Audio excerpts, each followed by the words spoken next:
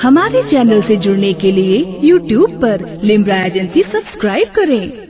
अब मैं अपने आलमे तसव्वुरात में पूछना चाहता हूँ, ऐ आमिना बीबी, दुनिया की तमाम औरतें मुसीबतें बयान करती हैं, जब वो हामिला होती हैं तो तकलीफें बयान करती हैं। हर औरत कहती है हाय तकलीफ, हाय तकलीफ। उस वक्त के बारे में हर औरत आह वगिरिया वजारी करती है, मगर ऐ आमिना, तुम तो लज्जतों पे लज्जतें बयान कर रही हो, बरकतों पे बरकतें बयान कर रही हो, और जो है तमाम तर खुशियों का इजहार कर रही हो। आमना फरमाती हैं, मैं इसलिए खुशी का इजहार करती हूँ क्योंकि मेरी आगोश में जो था वो दुनिया के बच्चों के तरह से नहीं था, बल्कि दुनिया का रहबर और रहनुमा बन के आया हुआ था। ये आमना फरमाती हैं। फिर क्या था मेरे मिल्लत के लोगों? आमना फरमाती हैं, अचानक मेरी आंख बंद होती है, एक नूर निकलकर मेरे पेशानी से मेरे घर के दीवार पर पड़ता है। उस नूर को देखने पर मैं मशगूल हो जाती हूँ। आमना फरमाती हैं कि खुदा की कसम, मैंने जब निगाह उठा के देखी, हजरत आमना फरमाती हैं, खरजा मिन्नी नूर अदा लहू कसूरु शाम। जब मैंने निगाह उठा करके देखा तो मुझे मुल्के शाम नजर आ रहा था, बसरा की वादी नजर आ रही थी, बगदाद की रोशनाई नजर आ रही थी।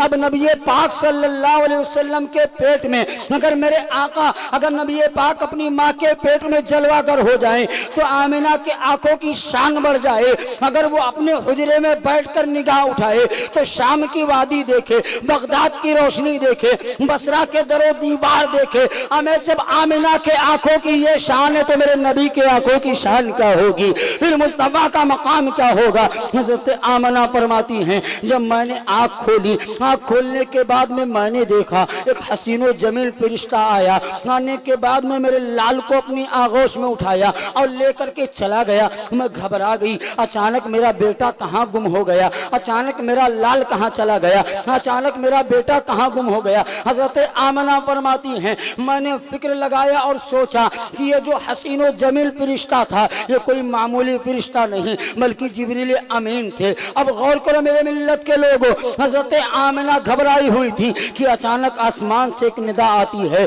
ऐ आमना तुम घबराओ ना, ऐ आमना तुम परेशान ना हो, ऐ आमना तुम घबराओ मत। ये जो नबी आया है, ये जो बादशाह आया है, ये जो शहंशाह आया है, इसको इसका मकाम दिखा दिया जाए, इसका मर्तबा बता दिया जाए। हजरत गिरामी, अब हजरत जिब्रील अमीन हैं, हुजूर रहमतुल लिल आलमीन सल्लल्लाहु तआला अलैहि वसल्लम को अपनी आगोश में लेकर आसमान की तरफ चल पड़े और कहते हैं, वो तमाम फरिश्ते जिसके इस्तकबाल के लिए तुम खड़े थे, देख लो मोहम्मद यही हैं, जिसके एहतराम में तुम खड़े थे यही आमिना का लाल है, यही अल्लाह का हबीब है। तमाम फरिश्ते अपने आका पर सलातो व सलाम के नगमात पढ़ रहे थे, सलातो व सलाम के नजरानी अकीदत पेश कर रहे थे। हजरत गिरामी हजरत जिब्रील अमीन हैं, मेरे आका सल्लल्लाहु तआला अलैहि वसल्लम को लेकर के आलम अफलाक में पहुंचे। आलम अफलाक में जितने फरिश्ते और जितने नबी थे सबको बताया कि यही नबी जी आखिरुज़ ज़मान है, यही अल्लाह के हबीब हैं। आलम अफलाक से फिर हजरत जिब्रील अमीन मेरे आका सल्लल्लाहु अलैहि वसल्लम को अपनी आगोश में ले करके आलम अफलाक से आलम अर्दीन में गए, फिर आलम नबातात में गए, फिर आलम जमादात में गए, फिर आलम हैवानात में गए, फिर आलम जिन्नात में गए, फिर आलम नबातात में गए, फिर आलम अफलाक में गए, फिर आलम अर्दीन में गए, फिर आलम तहतुस्सरा में गए, फिर आलम मौजो सरा में गए। और हजरत जिब्रील अमीन यही ऐलान कर रहे थे, ओ फरिश्तों देख लो, ये जो नबी आया है अब इसी की हुकूमत होगी, अब इसी की बादशाहत होगी, हर कोई इसे अपना आका तस्लीम करेगा।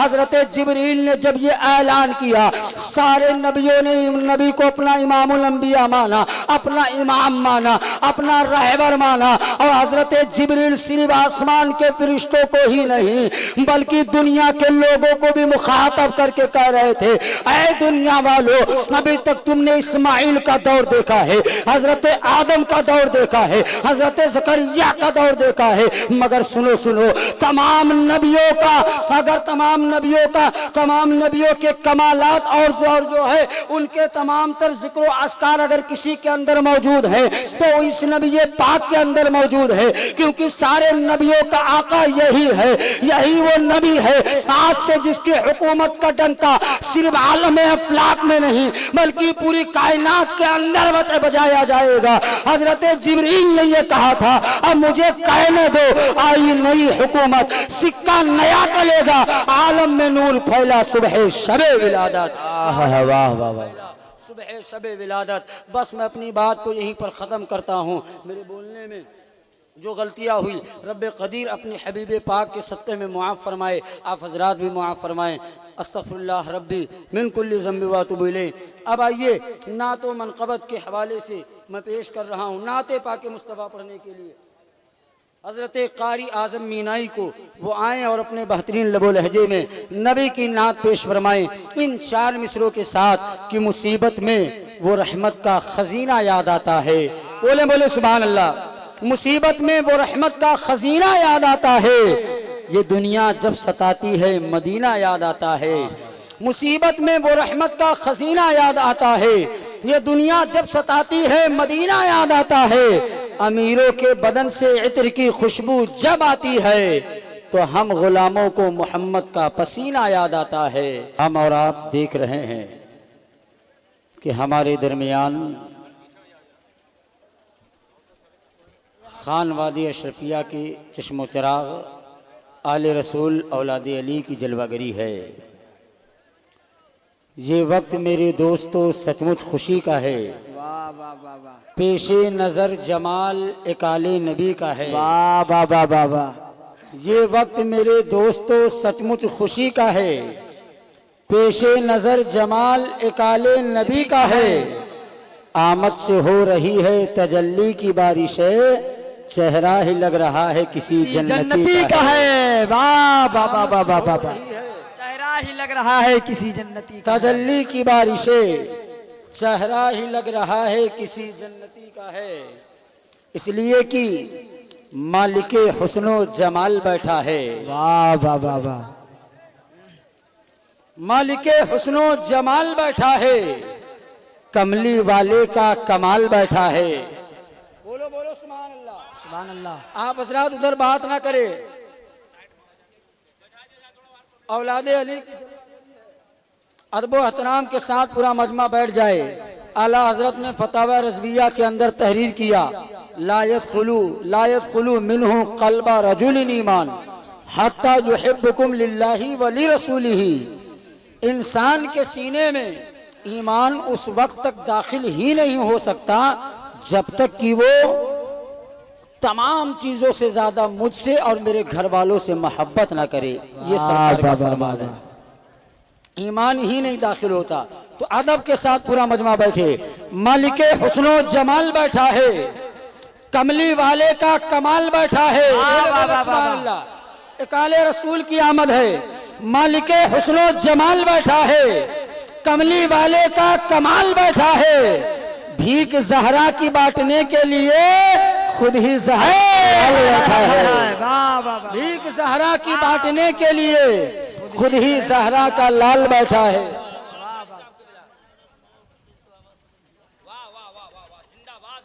بھیک زہرا کی بانٹنے کے لیے خود ہی زہرا کا لال بیٹھا ہے۔ حضرات یہ وہ مخدوم اشرف سلطان کے بیٹے ہیں جو میرا اشرف سلطنت کی حکومت کو ترک کر کے فقیرانہ لباس اختیار کیا، اور 2 بادشاہ ایسے گزرے، ایک حضرت ابراہیم بن ادہم اور ایک حضرت مخدوم اشرف جہانگیر سمنانی، جنہوں نے سلطنت کو چھوڑا ہے۔ سمنان کے تاجدار تھے میرے آقا سرکار مخدوم اشرف جب سمنان سے نکلے، سمرقند کے راستے ہوئے چلتے چلتے جب دہلی کے سرزمین پر پہنچے تو وہ دور تھا، دہلی میں حکومت کس کی تھی؟ فیروز شاہ تغلق کی، فیروز شاہ تغلق کی حکومت تھی۔ مخدوم اشرف دہلی کے سڑک پر چلتے ہوئے آ رہے تھے، فیروز شاہ تغلق کا جو ہاتھی تھا وہ پاگل ہو گیا تھا۔ حضرات وہ سڑک پر گھوم رہا تھا، جو بھی سڑک پر ملتا اپنے سور سے اسے مار دیتا، جو بھی چیزیں اس کے سامنے آتی اپنے سور سے اسے گرا دیتا، نقصان کرتا ہوا نظر آتا۔ سبوں نے دیکھا، سب گھبرائے ہوئے ہیں، وہ ہاتھی قابو میں نہیں آ رہا تھا۔ ادھر میرا مخدوم اشرف تشریف لا رہے تھے، میرے آقا مخدوم پاک سڑک پر آ رہے تھے، لوگوں نے دیکھا ایک خوبصورت نوجوان ہے، شاہانہ لباس پہنے ہوئے ہے اور دہلی کے راستے پہ مسکراتا ہوا جھومتا ہوا چلا آ رہا ہے۔ لوگوں نے سوچا کہیں اس نوجوان پر یہ شکار نہ، اس نوجوان پر یہ حملہ نہ کر دے، اس نوجوان کو کوئی نقصان نہ پہنچا دے۔ لوگ سوچ رہے تھے، مخدوم اشرف کا دھیان نہ ہی وہاں کے لوگوں کی طرف تھا اور نہ ہی اس پاگل ہاتھی کے طرف تھا۔ اب دیکھیں حضرات، اس کے راہ میں جو آیا سب کو نقصان پہنچایا، سب کو مارتا گیا، جو چیزیں سامنے آئی سب گراتے ہوئے وہ ہاتھی جا رہا تھا۔ لیکن جب مخدوم پاک کے قریب گیا، میرے آقا مخدوم پاک جب اس کے سامنے آئے تو اس پاگل ہاتھی نے اپنے سول کو، اپنے سر کو مخدوم پاک کے قدموں میں ڈال دیا، اپنے سر کو مخدوم پاک کے سر قدموں میں ڈال دیا۔ لوگوں نے عالم تصور میں پوچھا، اے ہاتھی تو جانور تھا، تمام تر لوگوں کو مار رہا تھا، ہر چیز نقصان کر رہا تھا، پھر ایک نوجوان کے سامنے تو نے اپنی پیشانیاں کیوں جھکا دی؟ تو وہ ہاتھی اپنے عالم تصور میں جواب کیا دیتا ہے، میں پاگل تو ہوں مگر اتنا بھی بڑا پاگل نہیں کہ فاطمہ کے بیٹے کا احترام نہ کروں۔ پاگل تو ہوں مگر اتنا بھی بڑا پاگل نہیں کہ اولاد علی کا احترام نہ کروں۔ اب سنیں مخدوم پاک کی شان کیا ہے۔ سلسلے اشرفی ہم کو حبیب لگتا ہے۔ مخدوم پاک کے دیوانوں مچل کے بولو سبحان اللہ، ایک مرتبہ نعرہ لگا لے، نعرہ تکبیر، نعرہ رسالت، فیضان حضور قطب المشائخ حضور سید سراج اشرف صاحب قبلہ، نعرہ تکبیر۔ شعر سنے کہ سلسلے اشرفی ہم کو حبیب لگتا ہے، اشرفیوں مچل کے بولو سبحان اللہ، سلسلے اشرفی ہم کو حبیب لگتا ہے، خدا تک پہنچنے کا نصیب لگتا ہے، اہل بیت پر کیچڑ اچھالنے والوں تمہارا رشتہ یزید سے قریب لگتا ہے۔ اہل بیت پر کیچڑ اچھالنے والوں تمہارا رشتہ یزید سے قریب لگتا ہے۔ اب آئیے لکھنؤ کے سرزمین سے آئے ہوئے شاعر مداح خیل الانام عندلیب چمنستان رسالت بلبل باغ رسول محترم المقام جناب تہذیب رضا لکھنوی کو میں آواز دوں گا کہ وہ آئیں اور اپنے بہترین آواز و انداز میں نعت و منقبت کے اشعار پیش کریں، پورا مجمع استقبال کرے۔ نعرہ تکبیر، نعرہ رسالت، آمد مصطفیٰ ماہ ربیع النور، دیکھو دیکھو کون آیا، شیر آیا، دیکھو دیکھو کون آیا، خان واد اشرفیہ فیضان مخدوم پاک، نعرہ تکبیر، نعرہ رسالت۔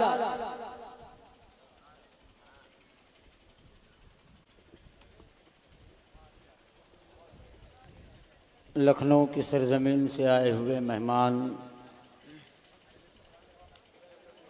مداح خیر الانام محترم جناب قاری تہذیب رضا لکھنوی نے نعت و منقبت کے اشعار پیش کیے۔ ممبر ناز پر اولاد علی کی جلوہ گری ہے۔ اب نعت کے حوالے سے ایک آخری کڑی خلیفہ حضور غازی دورہ حضرت قاری محمد شکیل احمد صاحب قبلہ اشرفی کو آپ کے سامنے پیش کروں گا۔ اس سے پہلے 4 مصرے پڑھتا ہوں، ایک مرتبہ مچل کے پورا مجمع کہہ دیں یا علی، ایک مرتبہ اور کہہ دیں یا حسین۔ شیراز فراق بکھرنے نہیں دیا،